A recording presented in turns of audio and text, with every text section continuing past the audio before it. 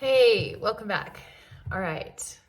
So, the next story that I'm going to share with you guys is piggybacking off of the Outlander.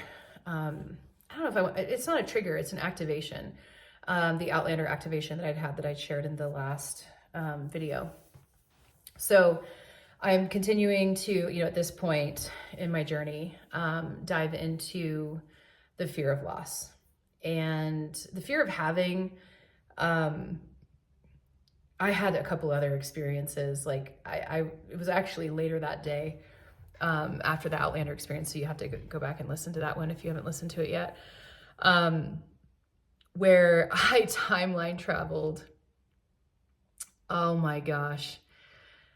And was in my grid that day in this current lifetime. So I got to like really go back to a wound of having and then losing. There was so much information in the having and what I had, and that I got to learn about myself as my 16-year-old self again. 16 was such a potent year for me. It was like 16, 17 around there. It was like that year. So as I'm leaning into the fear of loss that came up from that Outlander activation, again, I'm in the sauna. And so up until this point, from what I've shared, all of my experiences have happened either in my car, in my infrared sauna, or in my living room, my bedroom. So I'm in the sauna, and again, just like how I shared in all the other experiences, I'm not necessarily like trying to activate anything. And all of a sudden, I find myself, and this was the personal experience that I had where I was able to pull myself out as a third-party observer whilst still experiencing the experience. And it was fascinating because up until this point, I've just kind of found myself in these experiences and I don't know how I got there. And so I was able to kind of like observe, and I knew it was happening. It was so wild. It was so many different consciousness like experiences that I was having simultaneously, and I was aware of all of it. So all of a sudden, I saw my kids. I had 4 kids, and they were in a wagon, and they were being taken away from me. And I was alone, so I didn't have, a husband. It wasn't clear that I had a community or a village or anything like that. And immediately I was trying to get information. And again, as the third party observer, I was able to it was almost like I was able to kind of facilitate myself a little bit. It was interesting. And I know that this had to happen this way so that I could facilitate other people, support other people, so that I could create the S axis. I immediately was trying to make sense of where I was. Where am I? What time period is this? What's happening? And it was immediate. It was like, stop, experience. And so then I was like, okay, that's an important piece of this process. Don't try to understand, right? So I'm making all these like mental notes or whatever you want to call it. And so I see my kids. I have 4 kids, and they're being taken away from me. And it wasn't chaotic. It wasn't super emotional. There was this interesting, I don't have a choice. My kids are being taken away from me, and this is just what's happening. There was no fighting back. There was none of that. And I don't know if that's because of the circumstances of the situation that, again, I'm not clear of, or if I didn't have that fight in me, this version of myself, right?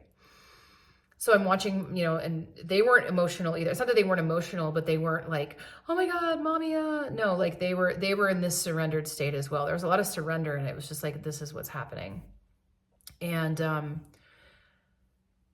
I never saw them again. I was completely alone. I spent every single day wondering where they were. Years went by. What happened to them? Are they still alive? Do they have families of their own? Did they have babies? Where are they? What are they doing? every day.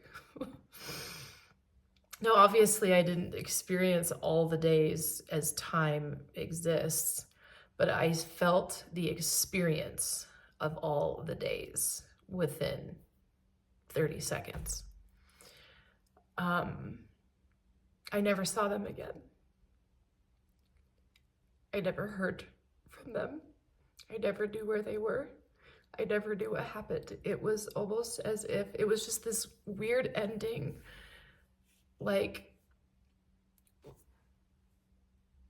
it was just this ending. It was like I lived in ending.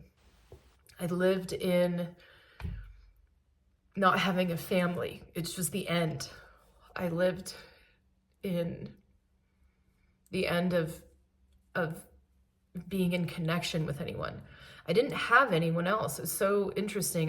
Like I said, I didn't have a greater family that I was a part of. It was like, and how I saw my house is, it was, it's so crazy. As I'm sharing this story right now, I'm actually remembering another lifetime experience that I did not write down. Oh, interesting. Okay, I'm gonna need to come back to that, put a pin in that. Wow, how did I forget that one? That's wild. So I got to experience that level of loss and loneliness. And the thing that was the most painful of all of it was the wondering. And this is something that I realized is also running. And wondering is like what it can be connected with, that is like the what could have beens. A lot of it's not so much living in the past, but it's like for me in this current lifetime, it's like wondering what could have been, wondering well, if that would have happened, then how would that have been like? Or if it wouldn't have happened like that, then whatever, right? Like it's that level of like, I wonder. And I didn't know that I had that running as strongly as it was, but I got to experience the feeling of like immense wondering, like every single day. So the wisdom from the experience that I got to experience, well, number one, it was really for me being that third party observer, where everything, how I've shared my stories with you up until now, I've been able to share them with you because I was able to see the process. It was, what is the fear that's running right now? What do I get to go all the way with? And I'm open to wherever it is that I'm going to end up. And I'm not trying to understand the process, or not the process, but I'm not trying to understand the details, or where am I, or what time period, or whatever, right? I am just seeing what I meant to see, right? Like it was like the house that I was at. I almost felt like it was like in the middle of nowhere. But I never saw myself eating. I saw myself sitting like, it was like I was sitting by a window, just looking out the window at the road where I saw them leave. It was like I just saw that every day. I watched them leave until I couldn't see them anymore. And it was like every day I lived that. And I forgot about that part. This is why it's really good to share. And for you guys, it's so good for you to share. And one of the visions that I do have, and that has been shown to me, is a community of people that are like-minded, that have had these experiences before and can share them with one another. Because, you know, like my lifetime experiences might really resonate for you on a level, just in me sharing the story, that you don't even need to experience it in your own life. Like you can, maybe you've felt it before and it resonates for you, and maybe it'll trigger an experience that you need to have, right? Like we're all so connected. And so when you say yes to this work and you're committed to it, like, I mean, we're all one, but like, we're all like this little pod, you know? And so I want to create a community, and whatever that looks like. Of course, Facebook's where everyone does that kind of stuff. And I'm like, what else is there to have a community besides Facebook, where people can share their experiences and, you know, whatever, and learn from one another and experience with one another, right? So the other lesson in this lifetime is how debilitating it is to live in the past, to live in a day, to see one day over and over and over again.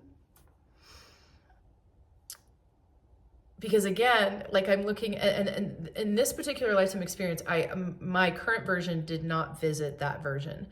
I realized later that is actually a very intentional piece.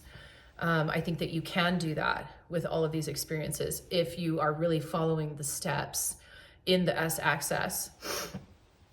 You could be conscious to that, and there might be some fears that you're leaning into that you're not. Like, you're like, no, like, I just need this for myself right now. And I don't want to be, and this is neutral, but it's like, I don't want to show up to serve that version of myself. I'm not yet, not with this. Right. And it's just, again, that's a whole other piece of the S-axis, that I'll get, that will be in the course. So that was the wisdom. Do any of you guys have experiences in your life like that? Where you have one day, you might not relive it every single day, but you might get flashes of it or memories of it, or maybe months will go by and you don't think about it, but then it just kind of shows up in your field and it's so real. And that happens because it's still running, whether you see it every day or experience it or think about it every day. When it just shows up suddenly, that's showing you, right? And I'm always so thankful when this happens. That's showing you, hey, this is running. This is still running. You need to look at this. Especially when it's so real like that. When it's so real and vivid and like it happened 5 minutes ago, flag, like lean in. So, okay, I'm going to complete with that. And I have another story to share.